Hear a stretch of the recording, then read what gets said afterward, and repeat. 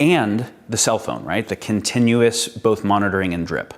That's the technological landscape change.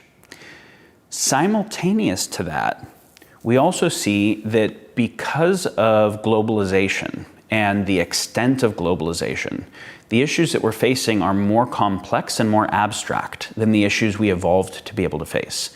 So tribes didn't have to think about climate change and positive feedback effects on hydrological cycles in the Amazon and albedo effects or grid stability. Like, these are huge, and they're hyperobjects, which means an object I can see with my senses. A hyperobject I can only conceptualize. I can't see climate change. I can see snow melt here, but snow melt here is very different than the abstract concept of climate change and positive albedo effect.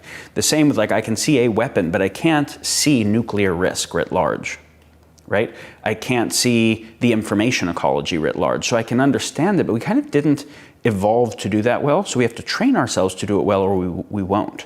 So we have a situation where all the biggest problems are hyperobjects.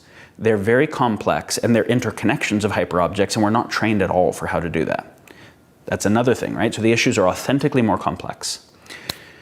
The information ecology is oriented to bias reinforcement and limbic hijack. Bias reinforcement because I'm more likely to click on something that sounds important to me than something that sounds foreign to me. Sounds important means appeals to my existing understanding and value systems.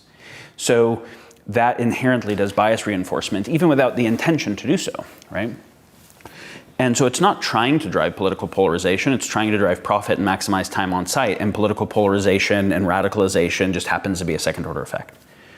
Simultaneous to this is once you already have a media environment where people are having much more radicalized views, where it's so complex they give up on being able to sense make it themselves, so that everyone kind of becomes an epistemic nihilist to some degree and chooses tribalism instead without even realizing they're doing that.